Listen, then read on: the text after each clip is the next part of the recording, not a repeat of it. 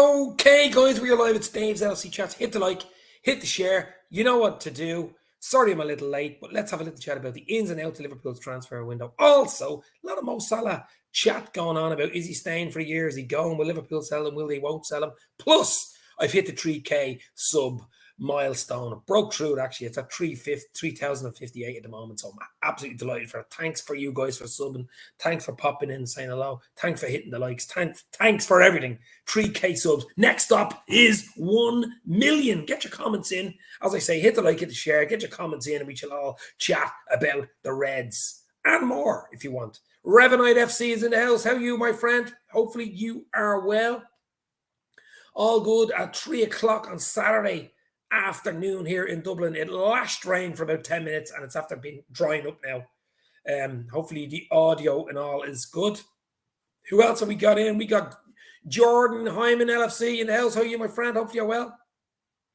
We got the big man himself, John Moore. Big up, Dave. Congratulations on the 3K. Fully deserved. Listen, it's taken a while. I mean, I'll give you the story in a few minutes about how I started out. You probably know the story out. And I mean, we're nearly 4 years in. I mean, I don't go live enough, I suppose, would be the only thing for me. I think if you go live, you know, you build up a huge fan base, you build up a huge sub base and stuff like that. I don't go live enough. I'm hoping to change it for next season, but we shall see. Thanks very much, Revenite, my friend. Get in, well deserved. Not happy with the window midfielder. Just still needed, says Revenite. Yeah, we're going to have a chat about that. Anything you want to chat about. It's going to be a nice relaxed half hour or whatever to chat about the Reds. As I say, the title is Transfer Window. Are you happy with it? The ins, the outs. I mean, the outs of Origi legend gone for free. I mean, Sadio Mane was the big one, I suppose, going out with a year left on the contract to Bayern Munich. Bit of fallout from that, of course. And I mean, Taki Minamino looks like he's gone to Monaco. Looks like that's a done deal, basically. Ins, Fabio Carvalho from Fulham. We knew that was a done deal earlier. He'll be in on 1st of July. I'm really looking forward to seeing that 19-year-old. He looks absolutely proper potential. And obviously the big one was Darwin Núñez, the evolution of football. The Uruguayan who was 26 yesterday, or 23 yesterday. 23 yesterday? Let's say 23. Was he 23 or 24? 24 yesterday, something like that anyway. He gained a year already and only signed for us about a few weeks ago. But yeah, happy birthday to Darwin Núñez. But we have him and young Calvin Ramsey, the Scott fullback. So do we need a midfielder? Depends on who stays, who goes. I suppose we're going to keep Box. Looks like we're going to keep Box. He got engaged. Congratulations to him as well. But we shall see what happens. Thank you very much, John, as I say. Thank you very much. Well past the 3K now. I think it was 3,058 or something before I went live. So a load of subs in the last day or two. Next up, World Domination. So yeah, of course. Yeah, maybe not. But listen, you know, 3,000 plus subs. We get it to 4. You know, we see what happens. Look, you know, next up, 1 million, you know. I don't know how people cope with over a million, like the likes of Mark Goldbridge, over 1 million subs. I mean, even trying to reply to people must be really, really hard, you know. Yeah, of course, I'm happy.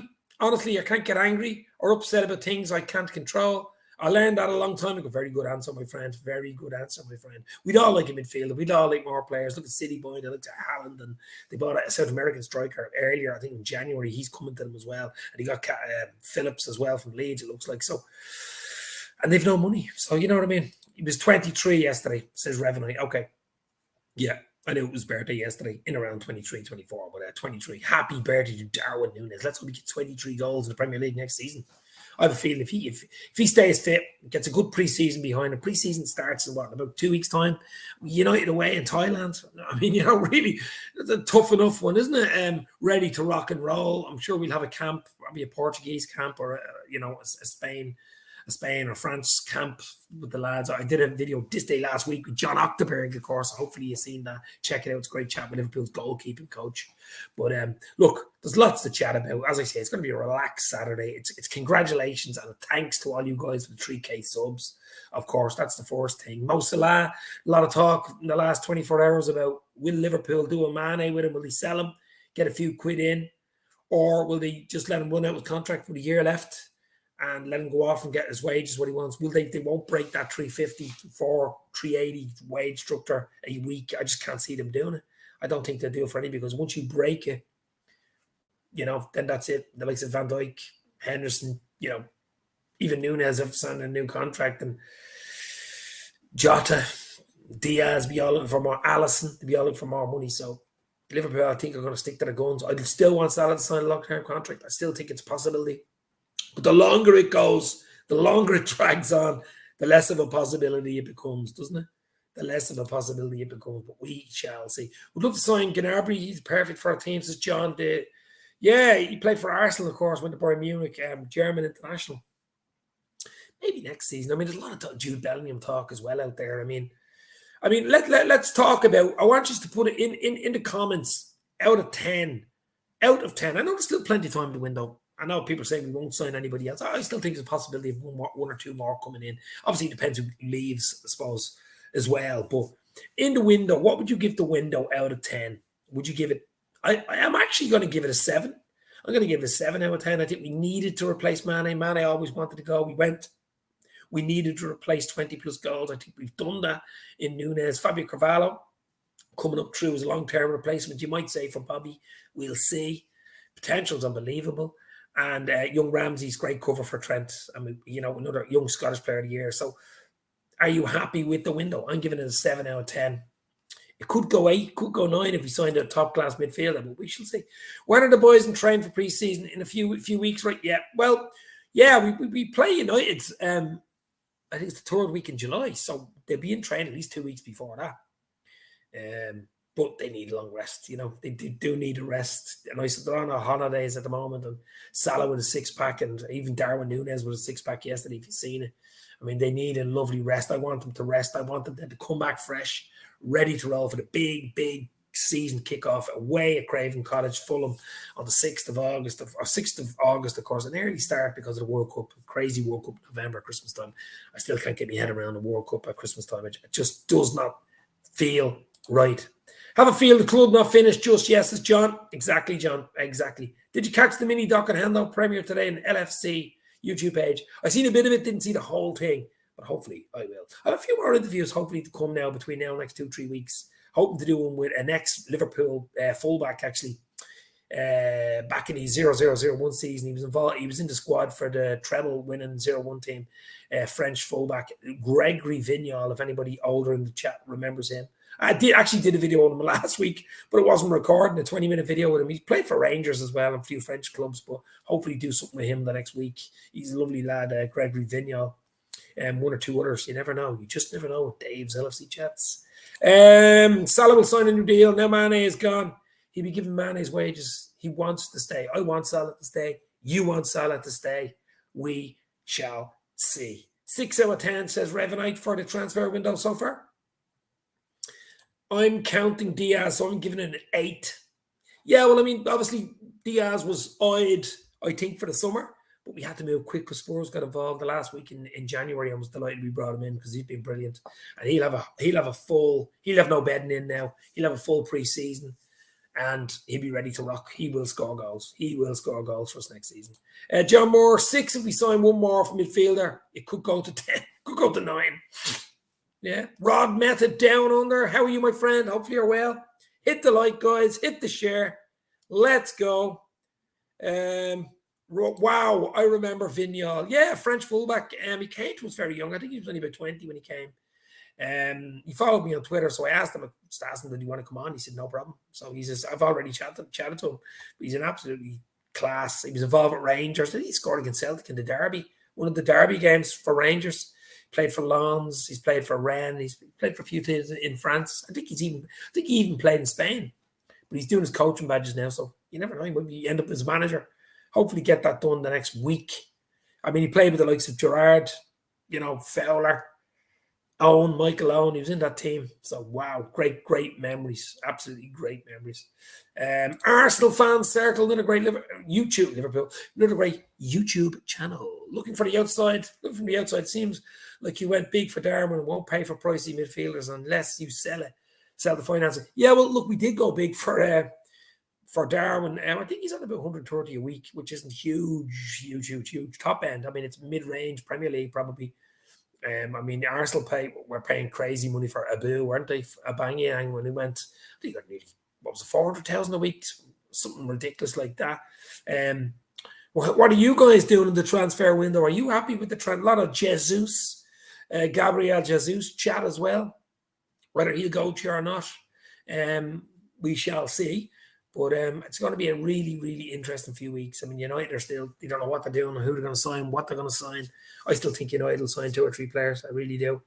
But we shall see. So Arsenal fan Ray in the house. Hopefully you're well, my friend. John Moore, he was brilliant for Rangers. He was loved by the fans, says John Moore. That's it. Yeah, you're a Rangers fan, John, aren't you? So I'm hoping to do something maybe tomorrow with John, but he was doing his coaching badges with loans in France midweek, and he was away for a few days. So he said I'd talk to him in the next few days. He's a lovely fella, absolutely lovely, lovely fella. Did Julio bring him in? He must have a few nice stories about. He does have a few nice stories. Yeah, he already did a podcast with my mate Mick Moran from the Copy Podcast, and I went in on the chat about that and sent a few Twitter messages to Mick about the great chat that he had with him, and he actually followed me. And then a week later, I followed him back and just asked him a question: did he ever want to do another video? He said he would. Once he gets time, he would. So fair play to him. Absolute legend. I have a love-hate relationship with transfer window. It's like shopping for socks. It could be so easy, but there's always something not quite comfortable about the results, as Rod. You don't need socks down in Australia. It's too bloody hot, my friend. Far too hot. Darren O'Connor, Daz is in the house. Liverpool Connection podcast. Well, I made 3K. You'll be up to 5K real soon, says Daz. Absolute legend. Thank you very much. As I say, you know all about it. It is not easy. I'm sure Arsenal fan circle knows, all the guys that have YouTube channels, it's not easy to get subs. It really isn't. I think you've got to put the work in. I haven't put the work in enough.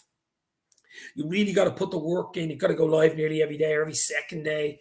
You got to, I do the videos. I do a lot of uploads and stuff, like shorts and stuff like that. They're great. The shorts. Here's a tip for you guys. Anybody doing a YouTube channel, get your 15-second short videos up. I mean, I've done my biggest short video. I did the Alison Pickford, the Alison Pickford 15-second video. 283,000 views, over 100 subs, I think 140 subs for a 15-second video. And I did a video on Mane last week, and it has 5,000 views and over 100 subs for one 15-second video. I mean, you wouldn't get that from a live show. It's just ridiculous. So shorts, get your hashtags in, good thumbnail. Brilliant. Absolutely brilliant. Absolutely brilliant, baby. Thanks, Daz. We've got to do a video soon. If you want to pop in now, I'll send you a link. We can have a little chat, but anybody wants to pop in, send me a link and we can have a chat. Arsenal fan circle. Yes, we have reduced our wage bill in order to move for established Premier League players in their mid-20s. I was surprised that Arsenal missed out on Basuma, the Brighton midfielder. I know Liverpool were looking at him as well. I mean, Spurs got him, I think. I know Champions League, playing the Champions League is huge. To get top 4, it's huge. Even United are struggling to sign players because everybody wants to be in the Champions League, not the Europa League, certainly not the Conference bloody League. So if you're in the Champions League, it definitely, I don't care what anybody says, gives you a leg up. Absolutely huge. So congratulations. Thank you very much, my friend Ray. Thank you very much, my friend. And he hit the like on the live stream. Ray knows his stuff. I got to come back on your show too, my friend. We do a big pre-season, a big pre-Premier League start a week before the league starts. I'll get a load of people involved. We'll do a big show for it because I can't wait. I cannot wait. Mr. Tamizzy in the house. Big up, Dave. All is not over, but whatever happens, no qualms, mate. You never walk alone. Look, I still think there's a possibility of a midfielder coming in. Obviously, it depends who leaves. If 1 or 2 more leave, Naby probably signs another long-term contract. Ox probably signs a contract. We've Ramsey in. We've Nunes in. We've Cavallo in. Legends have left, but this is cyclical. This is life. This is the way football works. This is the way life works. Players come, players go. Managers come, managers go. But fans stay. But I'll tell you a quick story about me doing this YouTube channel. Back in August 2018, Liverpool had just lost the Champions League, obviously in June to, or late May to the famous 3-1, the famous Carriers final. We lost that.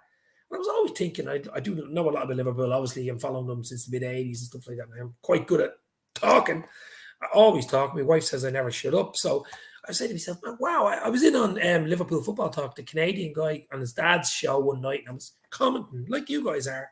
And I like me one-liners and little jokes, and he was commenting back, going, geez, who's this guy? And where are you from? Dublin, Ireland, and blah, blah, blah. And he sent me a DM, followed me on Twitter, said, would you like to come on and do, little chats about Liverpool? And we used to do live shows at night time and stuff. Anybody who remembers going back 4 years ago will remember the first vlog I did from, I think it was the Crystal Palace game at Selhurst Park.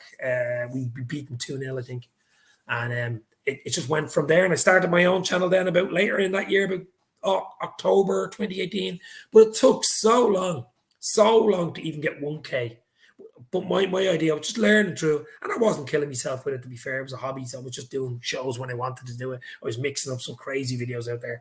But would you collaborate with big Redmen TV, Anfield Rap, get good, interesting interviewers on, and go live at the same time? That's where you get hashtags are important, stuff like that. Thumbnails are important. I'm sure all the YouTube guys in the house here know about it, but it started from there. And to be honest, I love it. I just love talking to people, especially about Liverpool or football in general.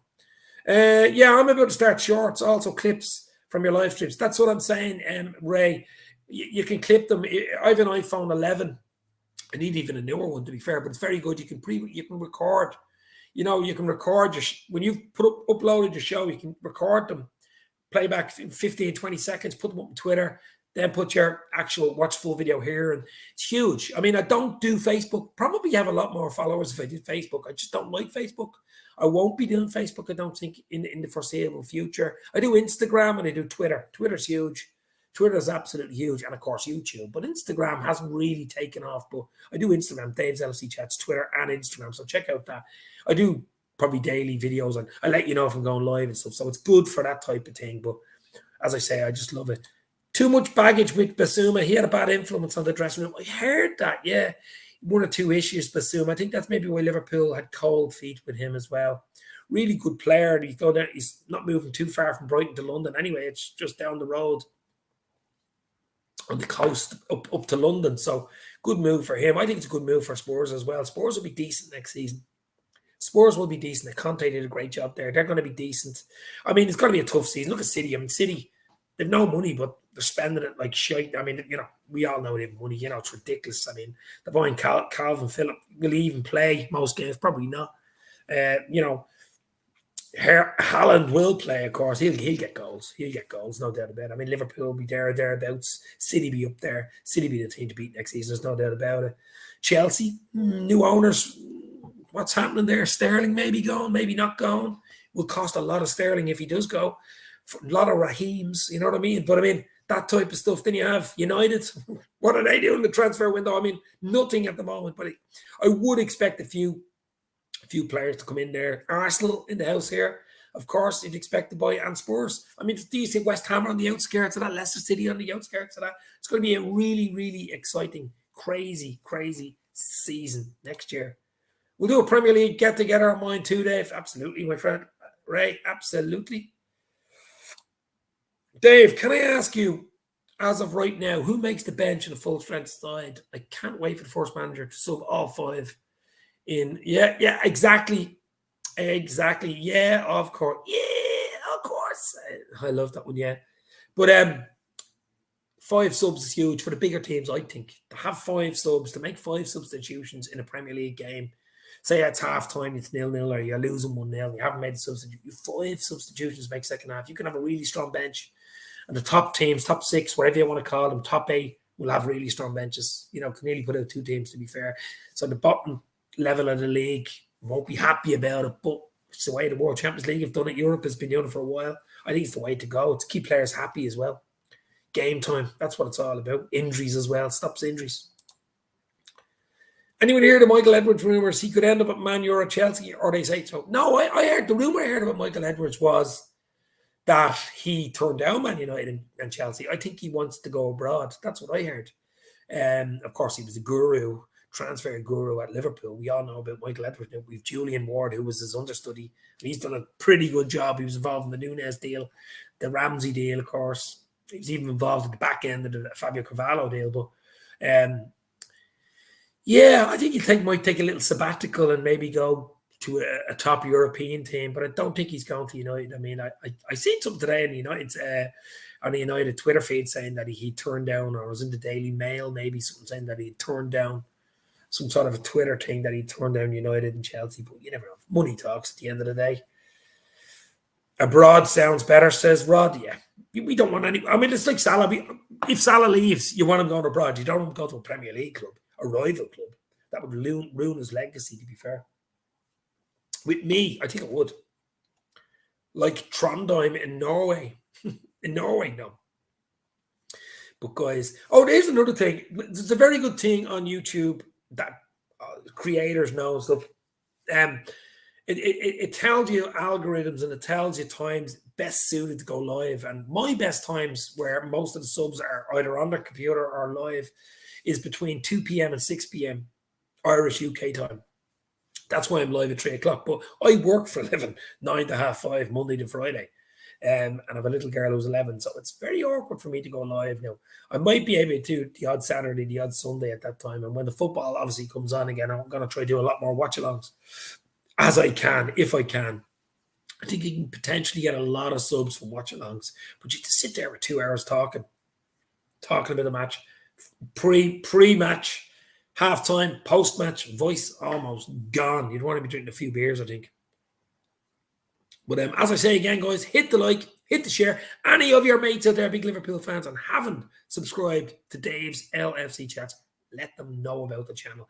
Get them in. Let them on board the Anfield Express. We have another few weeks before we hit the preseason. It's going to be interesting preseason, of course. And then we go again. The big one, kickoff at Fulham, Craven Cottage on the 6th of August. And we go again, as I say, thick and fast. We've got Fulham away, Palace at home, United away, which, won't be easy. It's been easy the last few years, but new manager Ten Hag, maybe a few players in, home crowd, that'd be a tough one.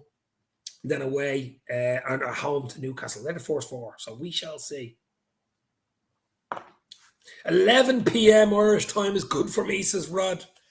When I get up in the morning, my God, Rod from down under in Australia. Wow.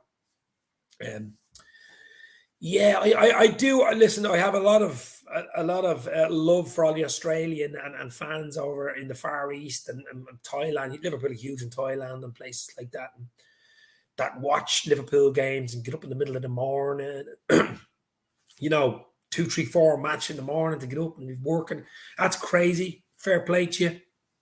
The only time I've done it was when Liverpool, I think, were playing in Australia. I think it was over 100,000 at the match, if you remember that, a few years ago, and it was live on LFC TV or one of the channels, and I got up to watch it. I think it was 2 or 3 in the morning, and I found that tough, and that was only a friendly. Imagine doing that every week or every second week. Wow.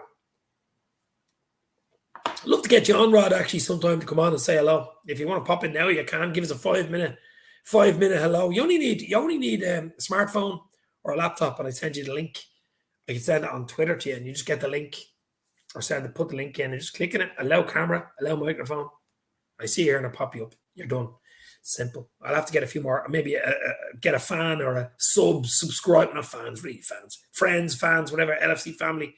Get the guys in and maybe get a chat on the Reds. You can always pop in for 2-3 minutes. Give me your view on the window. Tamizzy, yeah, mate, mine is almost the same. Thailand when it comes to timing. When Liverpool are in Thailand, and they playing United in Thailand. Is that the first game of the preseason tour? 2 games. Palace. Is it Palace and United in Thailand? Are you going to the game, my friend? That'd be interesting. A huge following in Asia and Australia. Game starts for me between 9 p.m. and 3 a.m. Call me uncommitted. I know you're committed beyond belief. I mean, it's ridiculous. Absolutely ridiculous. I mean, Liverpool's fan base worldwide. I mean, I can check out algorithms and look back on my creator studio thing, and it shows who's watching or when they watch, how much they watch. And I have a lot of people watch from India, Indonesia, Thailand, Australia, Germany, America, obviously Ireland and England, France, Germany, I said Germany, Canada. I mean, even Cambodia, Nigeria, South Africa.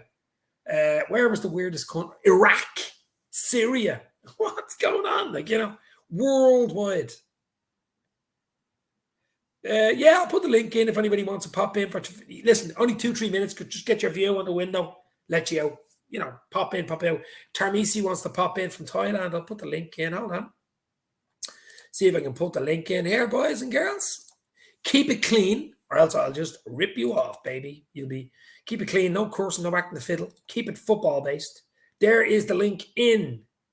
The link is in the chat down below. StreamYard. If you have a laptop or you have an iPhone or a smartphone or whatever, it's simple enough. Just keep it clean. Pop in and say hello. M Tamizzy from Thailand is going to pop in and say hello. The sun just went in there. Rod, you can pop in as well. It'd be nice to put a face behind that face. I can't come on, says Rod. I'm not on Twitter. Plus, I'm in my underpants. Okay, no panic. Okay, I've got my friend here in the house. How are you? What's going on? What's going on, Dave? Yeah, hello, my friend. Right. No, I'm wearing my famous Allison black and gold, baby. Legendary. Oh, legendary. Yeah. Do you know the legend continues? The legend continues. Yeah, living legend. It's a bit bright over here in Dublin, which is an unusual thing to say in Ireland. It's usually raining. Yeah. But how are you? Yeah, not too bad. I'm recovering from COVID, but it's all good. Oh, wow. Do you know what? I've never got it. I've never had it. Yeah. Well, fingers crossed. Yeah. Well, it's Omicron at the moment. It doesn't seem to be too bad. Exactly. I mean, I'm vaxxed up to the bloody hilt. I have three jabs, boosters and everything. And I mean, I'm getting old now. You don't watch the hair and region fall out. But anyway, what's your thoughts on the transfer window, the ins and outs so far? To be honest, if you ask me, I think we need more bodies. But yesterday I was in Coppish, Colin. Shout out to Coppish, the team. Yeah, good mates of mine. Yeah. I was one of the callers, but I didn't mention about transfers. But for me, in my opinion, I think the pursuit of Tuchumeni suggests that there's enough evidence that we need midfields, and it's better to sign before the preseason start because preseason is so important when it comes to team bedding in. Yes, gel with the chemistry and all the dressing room harmony. Also, we need to ship. I'm not sure, but there are some rumors of players leaving. So, like, who do we have? I think Ox, but I think Ox is going to stay. I think Naby will get a new contract. I mean, there's a few. Nico Williams looks like he could. I think Forest are interested in Nico Williams and Phillips.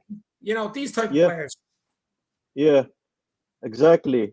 I think what club does with preseason, I think over the years it's so important to the extent that I think we really leave it late when it comes to signing, except for Jota, isn't it? I think that comes a bit late during the window, but I think, in my opinion, we need to the earlier the better. That's all I can say. You're right. You're right. Listen, it's always good. You think, let's say Darwin Núñez, a big money fee, a huge signing. Yes. The big signing, basically. Him and Diaz were huge signings. But to bring someone in early, get him in. He's only just had a baby. His wife had a baby in January. He's young. He was only, 23 yesterday? His birthday was yesterday. I mean, he's moving from Benfica in Portugal. Okay, it's not that far away to Liverpool, but it's a big cultural move. He doesn't speak much English. He speaks Spanish and Portuguese. There's a lot of Spanish and Portuguese players at Liverpool. Even Pep Linder speaks fluent Portuguese. Yeah. And then we have Fabio Carvalho as well. Carvalho, look, half the bloody squad are Brazilian. They all speak Portuguese. You know what I mean? Yeah. You have Thiago, language, Spanish. Yeah, so you'll have no problem getting in.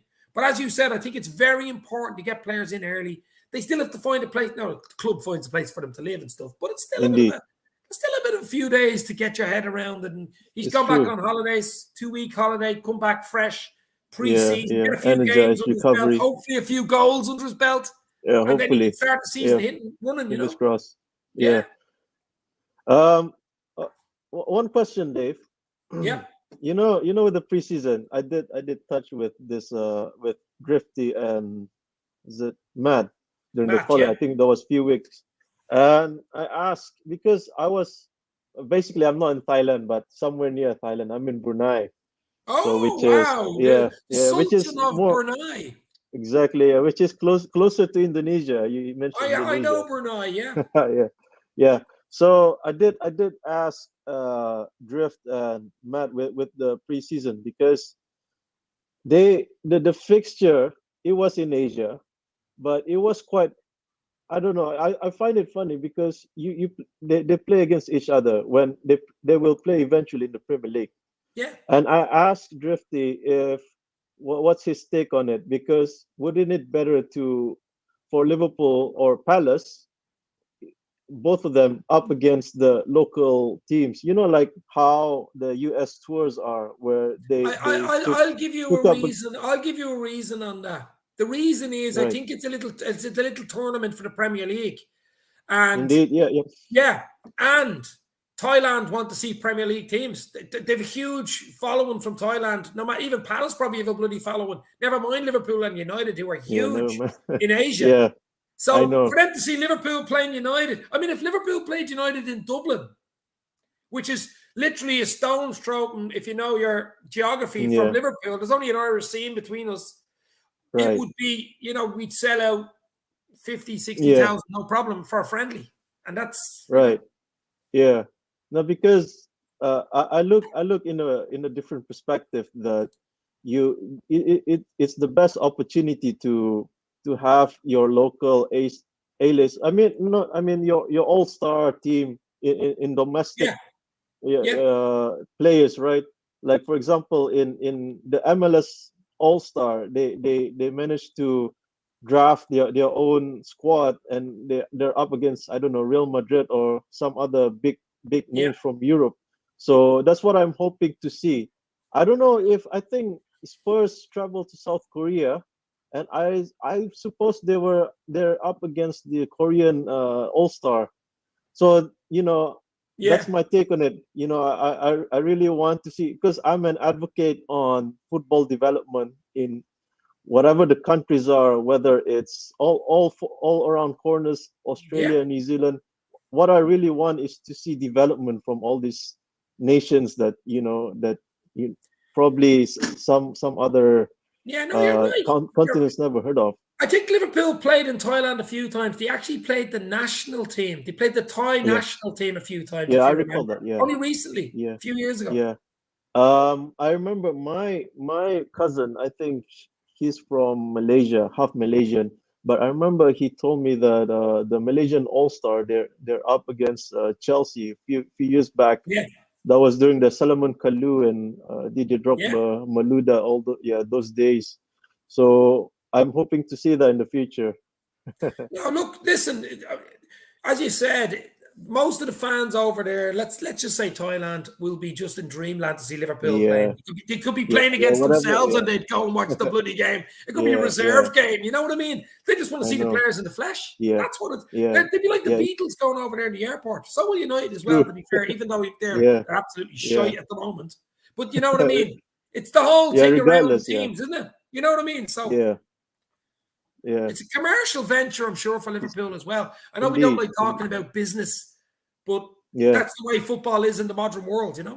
yeah. It is what it is. And also one more thing, yeah, Dave, Yeah, before I pop out.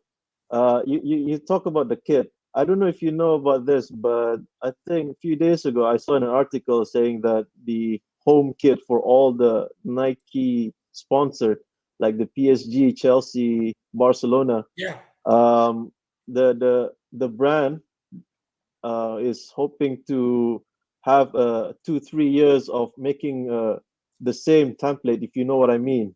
So, for Well, Nike, example, Nike are yeah, famous for using templates. That's what they do. right, It's not yeah, the first time they've done it. I know.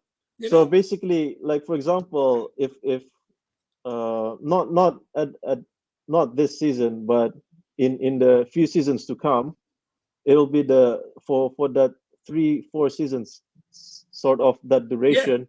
It's gonna be the same home kit. So what's your take on it? I just want to know. Do you know what? See this jersey I have on here, Yeah, which is New yeah, Balance, right? Sorry, this way, New exactly. Balance. Yeah, yeah, New Balance. This was one of the best. The kit that we won. Remember that red with the sort of like a line going through it, the red home Yeah, kit, and this yeah, goalkeeping kit is one of the right. nicest kits Liverpool have ever worn, in my opinion. And that was New Yeah, Balance. yeah. I mean, this gold. I mean, you can't go wrong with black and gold. I just No, can't no, understand black and why gold. you Yeah, don't make yeah, more black and gold. It just you'd yeah. wear It's it. perfect. You'd wear it Yeah, on it's your wedding perfect. day. Yeah. So Big day. Yeah, listen, a lot of Liverpool's recent kits have been very bland. The new one, the brand new one for this season it's bland. It reminds me of a mid '90s Reebok type the of kit. vibe. Yeah, Very, right. very bland. I But know. I mean, they don't care. They're going to bloody sell millions of jerseys anyway, with Nunez Yeah, on the yeah, back or Diaz on the Mo yeah, Salah on the back. They don't yeah. care. It will sell. Yeah, yeah. They will sell. No, Yeah, no. absolutely they will. But Yeah, listen, you can pop in again anytime, my friend, yeah. from Thank you, Dave. Brunei. Brunei, Yeah, wow. yeah. It's an Thank honor. you. Well, what Yeah. time is it in Brunei right now? So it's 10:30 now. At night? So yeah, yeah. Evening, Wow. It's 10:30 evening. only 3:30 for me, and I'm getting ready to This go is out for a few this is beers, this baby. during this is the Premiership time. If it's Wow. Premiership, yeah, this is the Unbelievable. You can watch 3 p.m. Premiership in kickoff. bed. Yeah, yeah, Unbelievable. Thanks for yeah, popping in, my friend. yeah. You can come in again Thank you. anytime I do a Big show. up. Okay. Right, right. Cheers. Thank you. Fair play to him. Wow. I see my bro Daz is in the house. If you want to pop in, Darren, you can pop in as well. The link is in the comments there if you want to pop in. Agree, New Balance used to make great kits. Rod, I mean this one on me. Look at this. Black and gold. There was even a song about it. Black and gold, baby, is beautiful. It really was. I mean, I just can't understand why. 10:30 a.m. here in the States, says Ray. Aid, Tom, you'll never walk alone. Pre-season Australia, unbelievable. Worldwide fan base. Only United can match us in England. Yeah, well, United are huge worldwide as well, of course. Liverpool have caught right up with them. We were way behind them about 10 years ago. I think we brought in Billy Hogan, who was the executive looking over the business side of it, the sponsors and stuff like that. And there was so much money to be made with Liverpool with the fan base we have. And we've only really got into it and tapped into it in the last, say, 10 years. And we got the big huge Nike deal. The Standard Chartered deal, of course, is coming up for renewal next summer, so about another year of that. We've got Rodrigo in the house down under. Rodrigo, Hey, folks.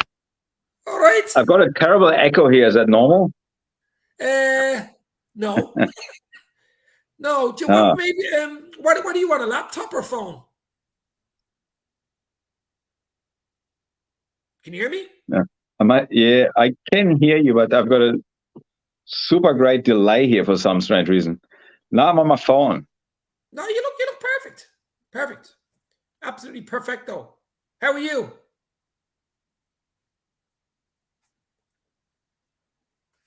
Can you hear me?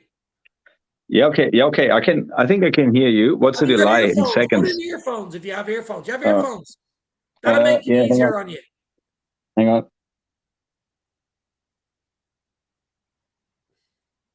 Good man. Can you hear me now? Hang on. I'm hanging on. Look. I'm falling. Hang on. That might be a bit bad. I can hear myself in real time. Yeah, that's better. I might have to refresh this because I think you've got about a 10-second delay where I am. I'm on Mars.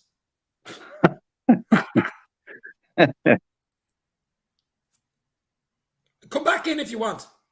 Yeah, I'll just leave and I'll come back in. Perfect.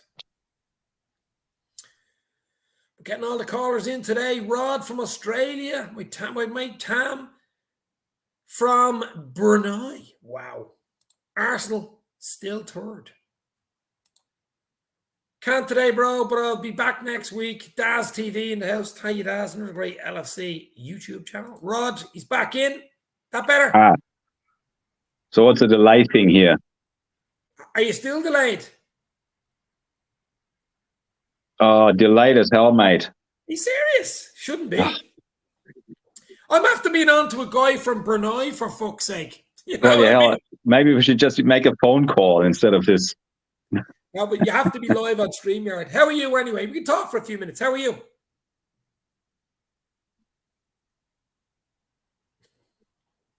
Sorry, I hear you. I don't think it's working. I'm hearing you about 3 times at the same time, and then not at all. Okay, that's just the way I speak. That's right. Oh, well, folks. Love.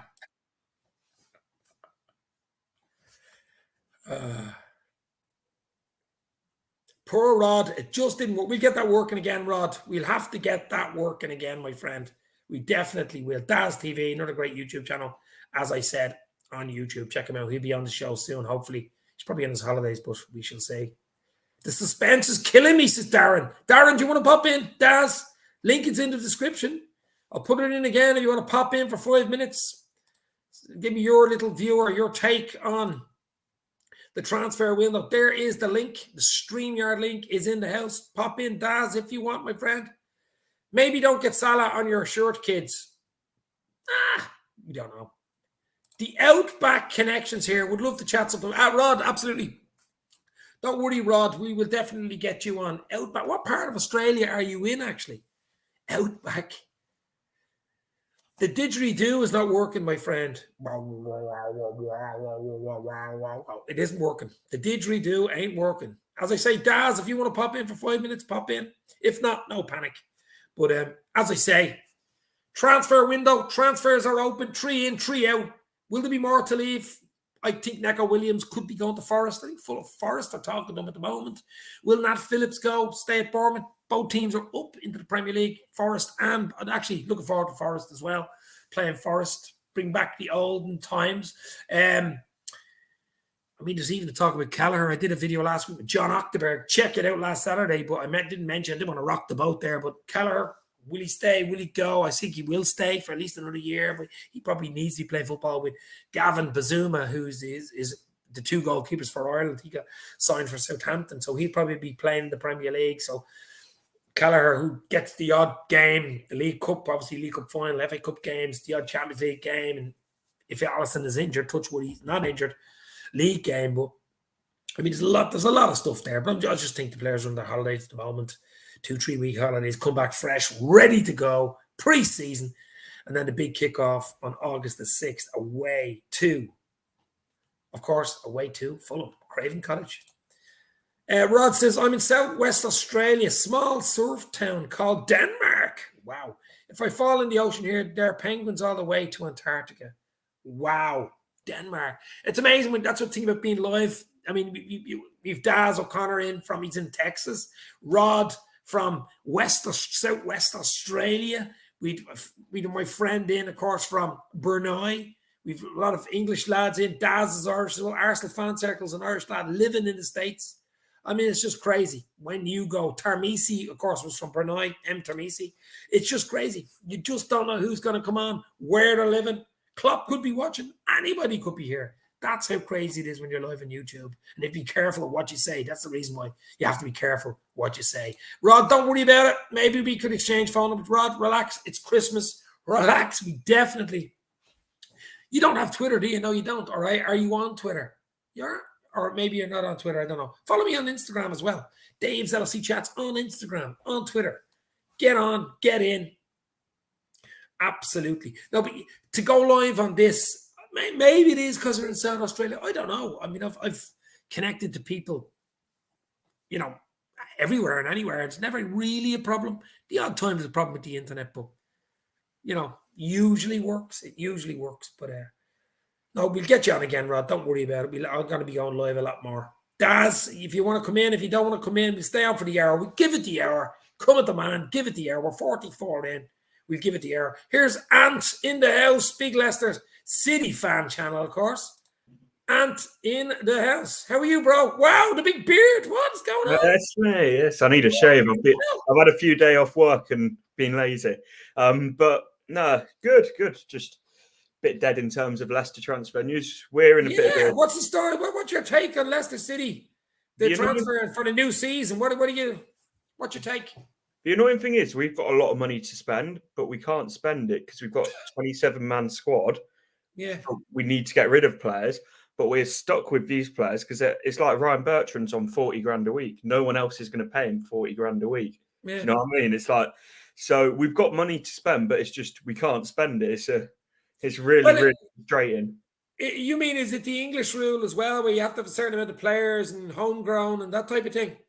Our homegrown's fine because Schmeichel's classed as a homegrown because he's been 10 years. We've got James Justin, Harvey Barnes, obviously Vardy, Maddison. So we've got no end of homegrown players, but it's just the fact of our squad is our Premier League squad is we've got 26 players, but sort of all will think that they should be in the 26-man squad, and most are on sort of over 20-30 grand a week. We can't then bring in more players without moving some on. When people talk about 20-30 grand a week as Premier League player, people go, what? He's only on 20-30 grand a week. I know it's a lot of money. But it's when you're if you sort of step away from sort of like the Liverpool's, Man City's and United, when you then look at clubs like Leicester, yes, Vardy, Tielemans are on about 100, 150 grand a week.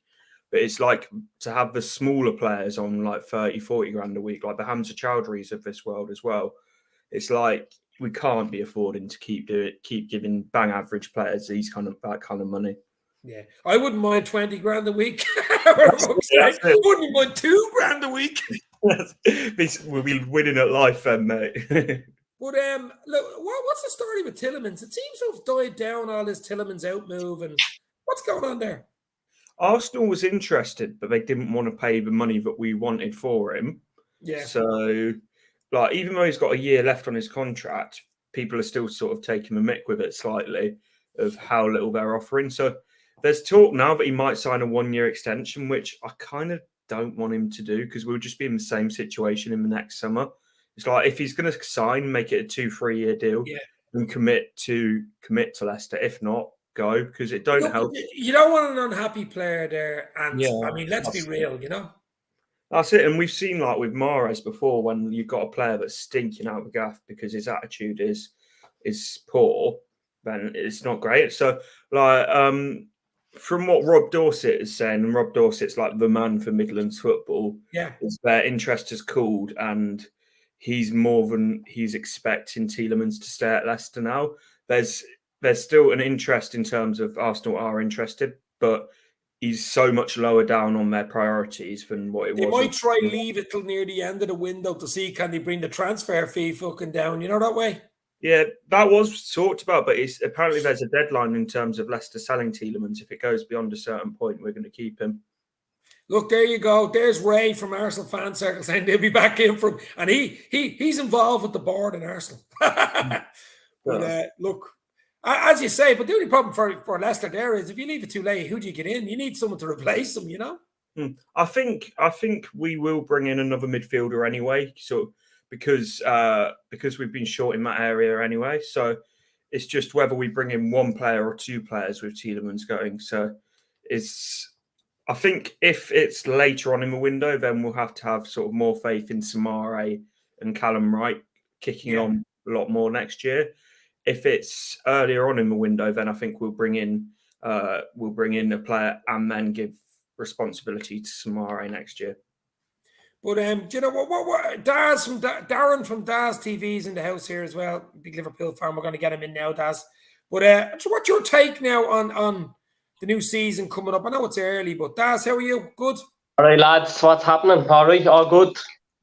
Absolutely fantastic here in sunny Dublin. I'm like I'm in heaven here. You know, big white backgrounds, like God. You know that movie with Morgan Freeman? The big white background, yeah. The sun's blazing at the moment. Yeah, the sun is good. But back to Ant for a second. We'll bring you in the sec, Daz. Yeah. So, Ant, what do you think you need for the season? I mean, we're a few weeks waiting pre-season, but you want to get players in before pre-season, don't you? Ideally, that's the ideal situation, but I don't think it's doable for us. I think it is going to be a long, painful process of sort of, as I say, selling before we buy. And that's not because of the money situation. That's purely because of the size of the amount of players that we've got at Leicester. But I think we need another centre-back or even two, another midfielder and a right winger. I think if we bring in those 4 players, I can see us really like upsetting the big 6 again. Well, you did it back. Was it 2015 when you won the league? I still can't fucking believe that. I told you loads of times that was one of the when they won the league. That's Leicester City winning the league. Yeah, amazing. Some achievement. What? Some achievement. It was probably the greatest Premier League achievement of all, wasn't it? Like, I mean, when you look at some of the teams fighting to stay up that did stay up, that probably miraculously stayed up. But Leicester winning it was one none of us ever seen coming. Unbelievable. The thing is, we lost our best player in Cambiasso at the end of the season before. We lost Nigel Pearson because of everything that went on in Thailand.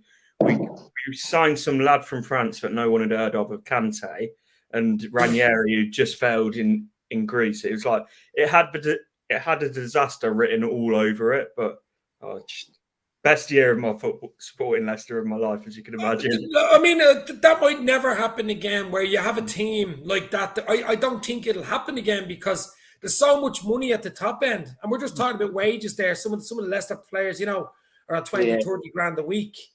I don't think that'll happen again, Daz. You? Not my lifetime. I don't know. No. These things always happen once in a lifetime, don't they? And I think that was our lifetime, Dave. Leicester winning. It was a 5,000 to 1 the start of the season to even at the end, like even the last probably 2-3 months, it did become more realistic that they could do it. But I still don't even think the most optimistic Leicester fan felt it was actually going to happen until it happened. And it was similar for us, even going for their first league title in 30 years. You never really felt it was going to happen until we'd done it. Even though, look, we'd beat United, we went 19 points clear. Then the pandemic hit, and there was all sorts going on. What was going to happen was I don't imagine how Leicester would have felt, where they probably felt they've no right, but deservedly won it in the end. An unbelievable season, and that was their miracle. I think the Premier League, I can never see that happening like that again. No, absolutely no chance. I don't think. It's saying about that, like, I can't see it happening again. And when you see, like, I know they're absolute awful platform, but TalkSport saying, if Newcastle can Newcastle do a Leicester again next year? And it's it's not the same thing. Even if Newcastle did go and win the league, like our squad was worth 20 million with the lowest wage bill in the squad. They paid double that for Linton. I think for Newcastle, like they'll be thereabouts in a couple of years, but not at the moment, no, because they're going to spend a lot. They're going to have the most wages, finance. The attraction will be there. So, but it's going to take time for them to build it. It's not going to happen in the next year or two for sure, even to compete. But because the last time they won a trophy, 55, was it? I think so. Newcastle are doing good business though. Like Nick Pope's a proper smart buy. Brilliant. They're building it up the right way. They're not just going like, here's like, say, like a big name that's sort of coming down from a big club. They're buying like up and coming players with like huge potential. And then mixing it with that experience, like Nick Pope's, Trippier's. They have a huge fan base. I mean, I've been in Newcastle a few times. I've been in the ground.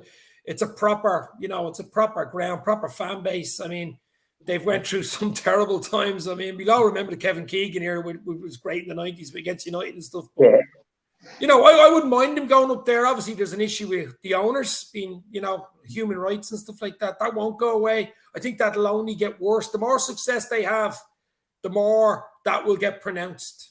The thing is, I'm sort of a slightly different opinion on this than a lot of people. It's like there's so much like problems in sports with like human rights. Like you look in F1, like Armco sponsoring Aston Martin.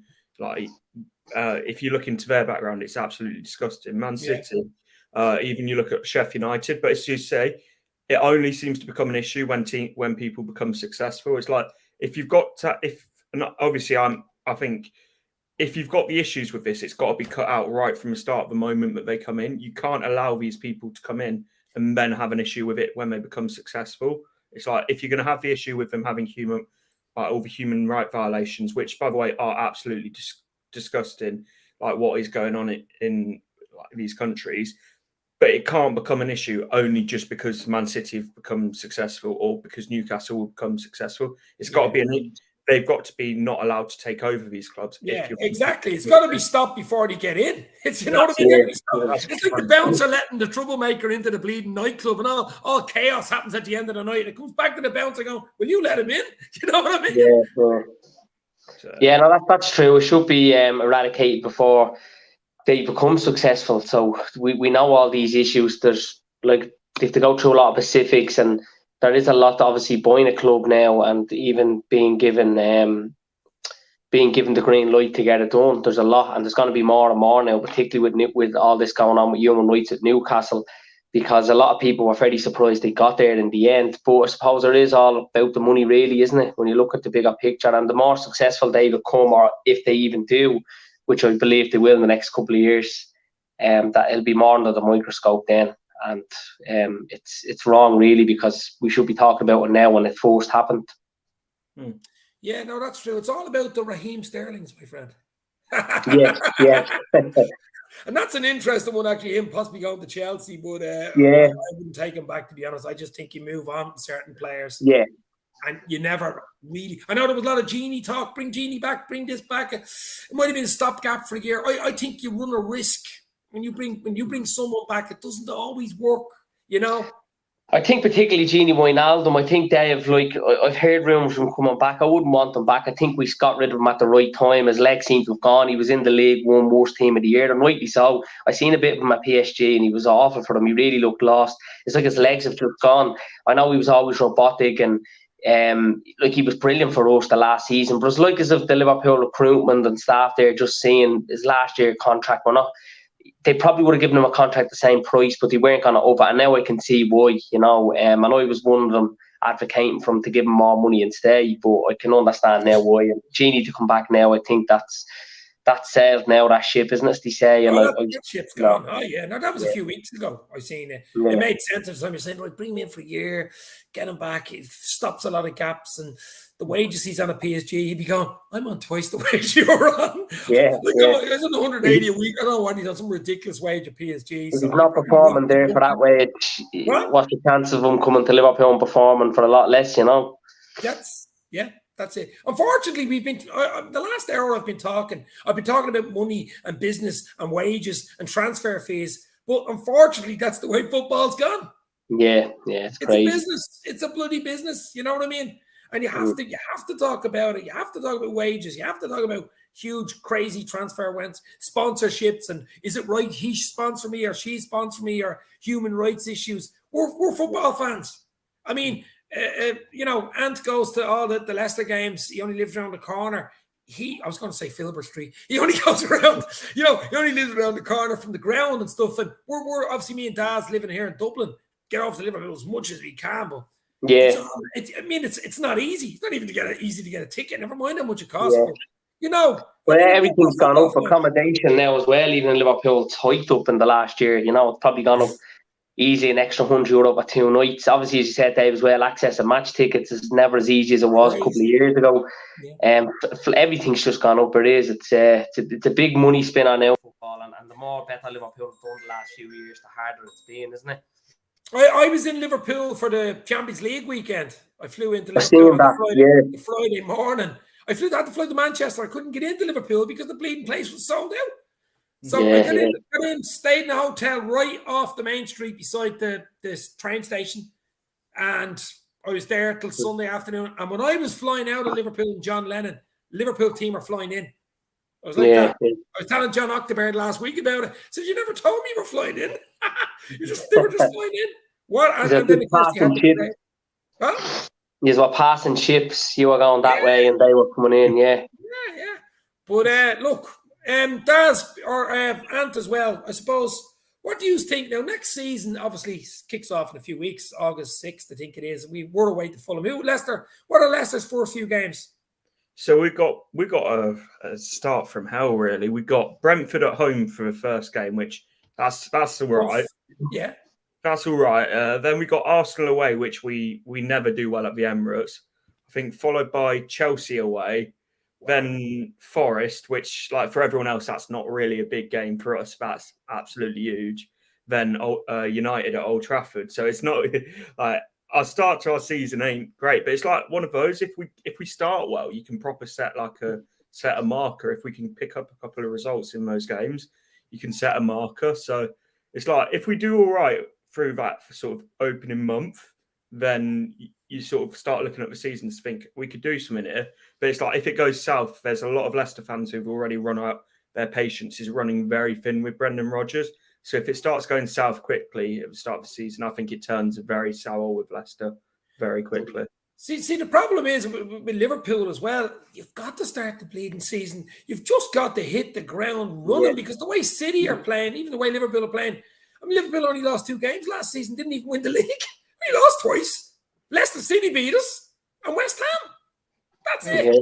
It's the draws that got you, I think, though, more than anything. I think we had 8 draws, yeah, but still, I mean, even to lose 2 games in a bleeding 38-match season, you're saying to yourself, wow, you have a good chance of winning. I know we did have a chance, obviously, up until the last few minutes, but that's ridiculous consistency. Yeah. Daz, I mean, that's crazy shit. Well, What I'm worried about is the points we've got in the last, say, 4 or 5 seasons, and we've only won the league bleeding once. Yeah, That's what I'd be worried about. You know what I mean?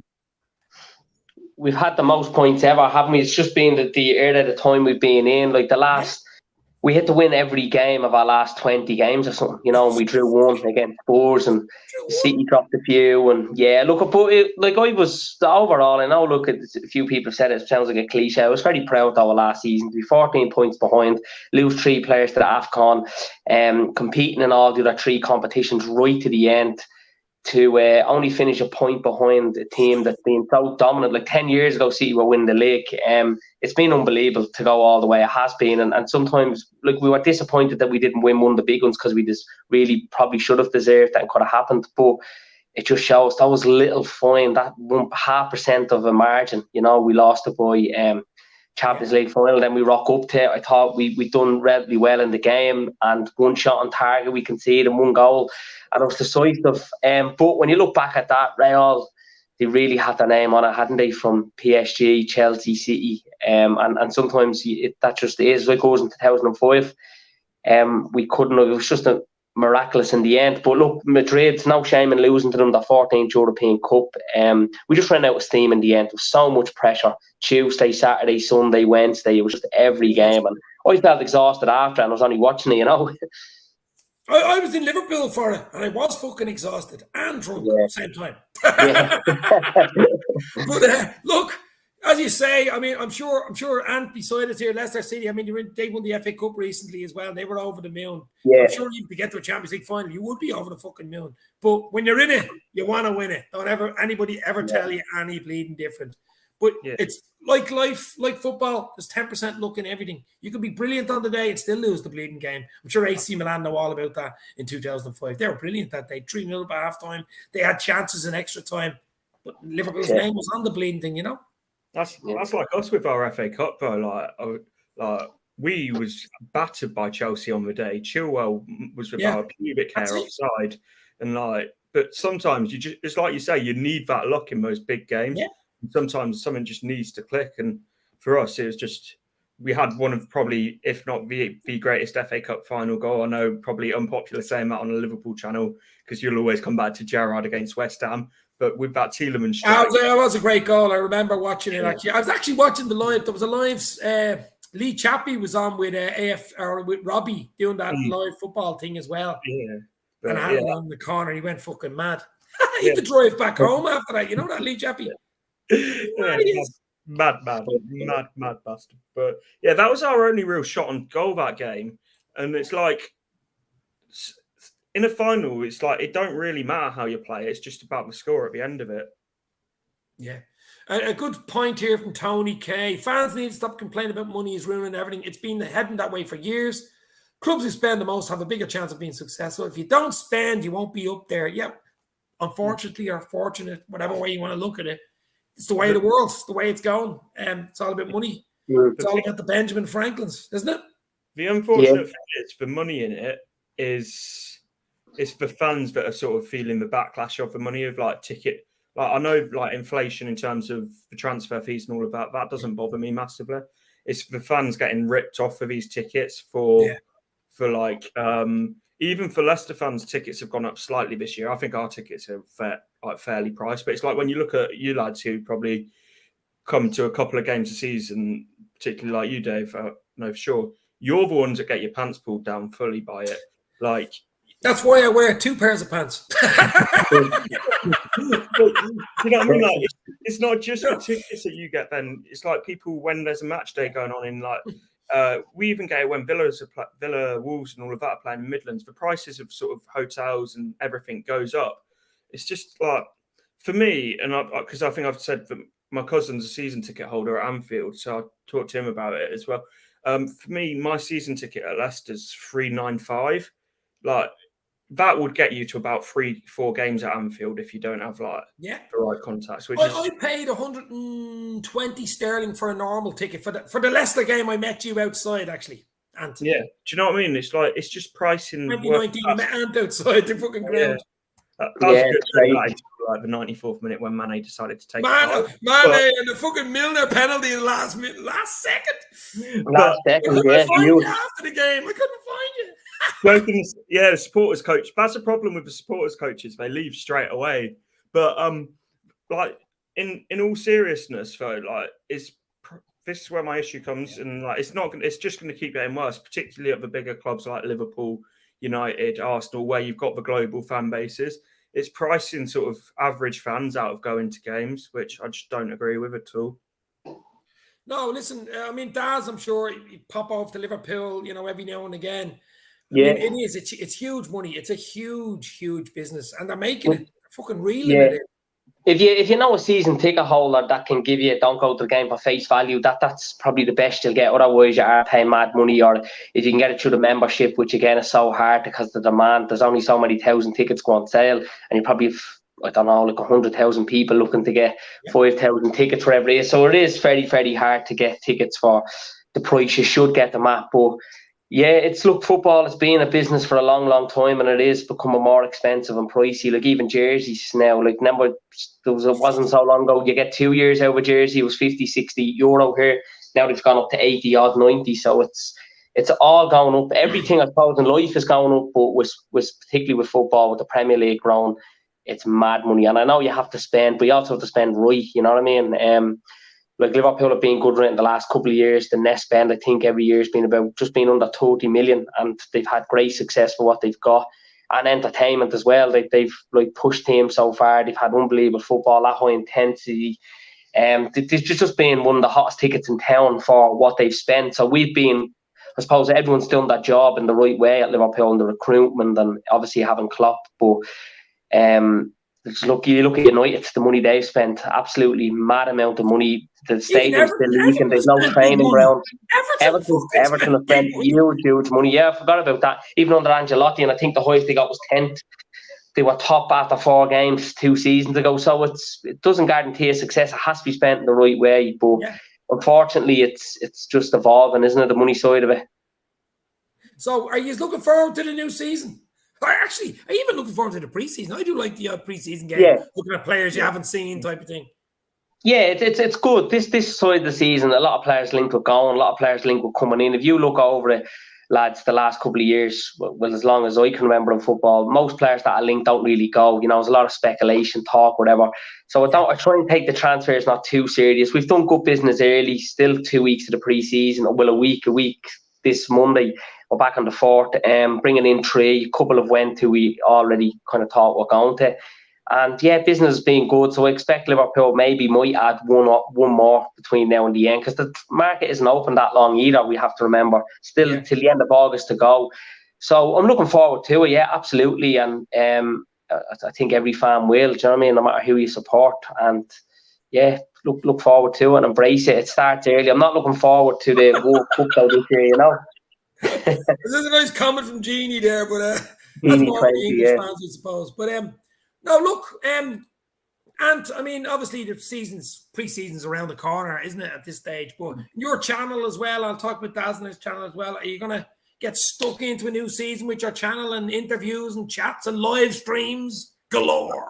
That's it. I've been back on it since the end of last season. I took a bit of a break last season because I've been doing a lot of my qualifications and that. But now I've finished all of that, got the time to really get back on it again, and can't wait to be doing it. As you say, pre-season just around the corners. Ours aren't quite as glamorous as yours. We're heading to Northampton, Derby and Burton, but all a good laugh and a good piss. I had a mate who played fullback for Northampton Town, and I met him on holidays about 10 years ago, and he invited me over to Sixfields. Oh, That's mate, their home ground. Sixfield's class. Like, I know it's not like all big and glamorous, but it is a proper good day out. A proper fucking old like English ground. And you know what? They were playing Forest that weekend, and we went up to Nottingham's ground, but they beat them 1-0. Forest beat Northampton 1-0. I think it was League One at the time, if I'm right. Yeah, it sounds right. Forest spent enough time there, so.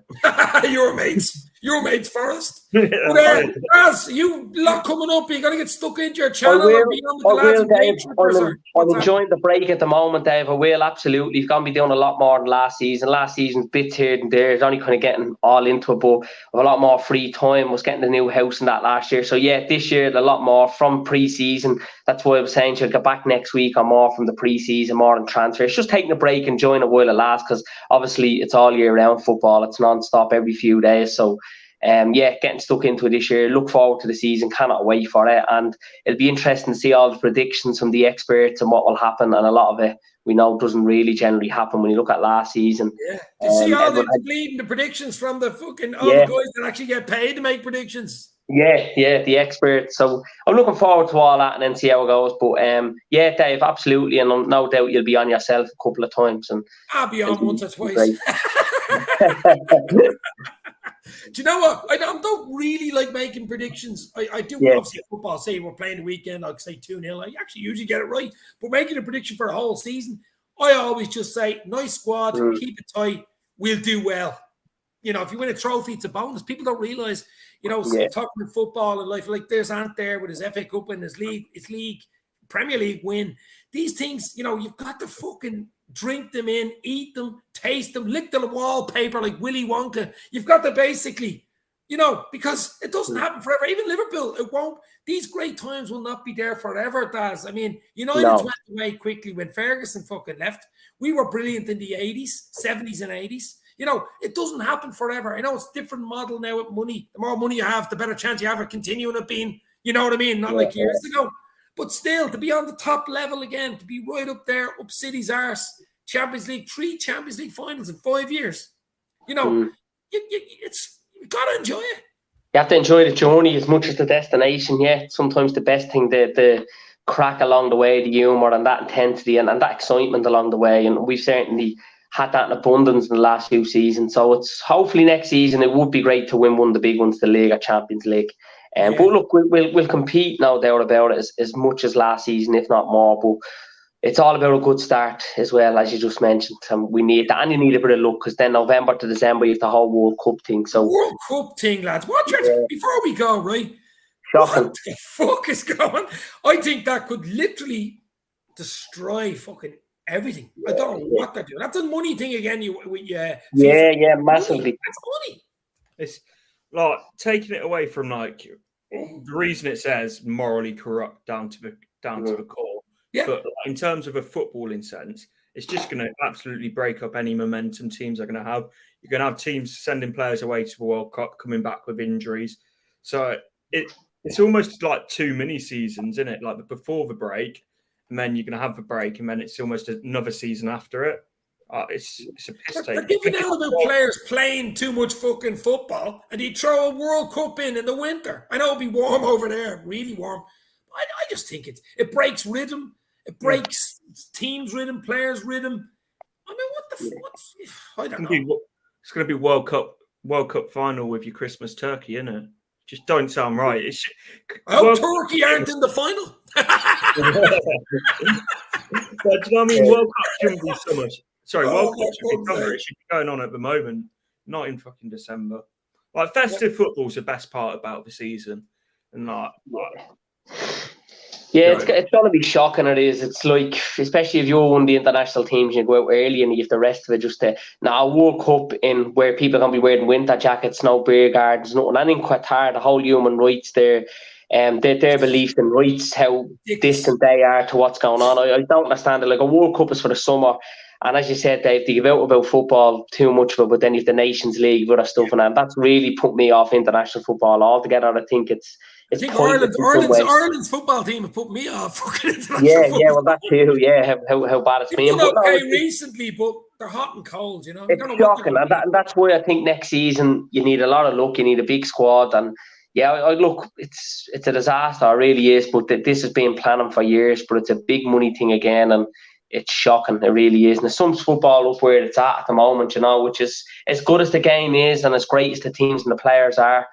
Everything's improving on that side, but the people organising it and how they do it and why they do it, it's terrible. I mean, you're playing in countries where you have questionable fucking rights, you know, human rights and gay rights and everything. I mean, you know, and they've got these wearing your rainbow bleeding, and you're playing in countries where, let's be real, you wouldn't exactly have great rights in the likes of Qatar and all these places. No. So it's just ridiculous. It's actually what's the word I was going to say? It just goes back on yourself. You're saying, oh, we want all this to be right, and we're, you know, racism and putting all these spending big money on campaigns, and then you go and play a bleeding World Cup in fucking Qatar. That's just ridiculous. Money in it. Money. It's all about the Benjamin Franklins, yeah. But the thing is, it's like you say about the LGBT.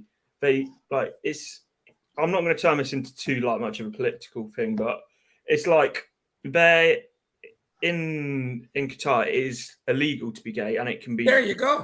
You can have up to a 7-year prison sentence for it. Whilst they're also going to be promoting the LGBT captains armband in the World Cup and having rainbow laces. It's like, if you need to see how much of a walking contradiction a tournament can be, it's an absolute embarrassment and a joke. Yeah, it is an embarrassment. Listen, FIFA, even UEFA, FIFA probably even more than UEFA has been crooked for years. I mean, look at Sepp Blatter, and he's in court now with the other fella for millions and fucking over the years. You know, I used to call him Septic Blatter. Sepp Blatter. Septic Blatter, yeah. But guys, do you know what? I'm an hour and 16 minutes in. It's only meant to be a 20-minute bleeding show, but you know yourself, I'm going to be doing a lot more content. I passed the 3K. I'm actually smashed through. Brilliant, Dave. Well done, buddy. 3,060 at this stage. But look, as I say, I'm just going to keep popping them. The beer will be there. It's empty now. It's just actually Coke. I'm going out for a few beers tonight. May flew in from Chicago last night. So we go out for a few little Chicago pizza pies tonight. And we'll go easy. Guys, I want to say near the end here, do you want to finish off on anything? No, just cheers for having me on. If you could check out my channel, it'd be appreciated. Ants Leicester Fan channel, home and away with Leicester City.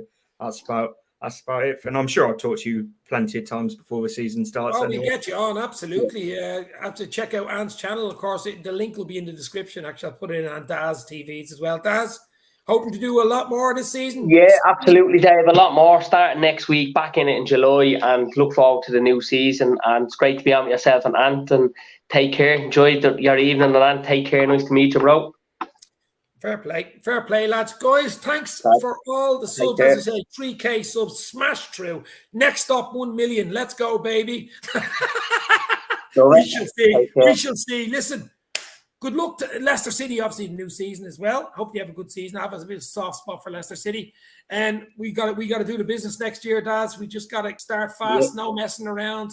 We got to be on it because we know City, even the likes of Spurs and Chelsea and Arsenal, even United coming up behind us. No rest for the wicked. Thanks for the comments, guys. Rod came in from Australia, southwestern Australia, but we didn't quite get the link right. We had Tamizzy in from Brunei. Wow, this is worldwide, baby. Unbelievable. Amazing. Thanks for popping in. Amazing stuff. The LFC family, the football family, basically continues. Stay safe. Enjoy your weekend. This means more.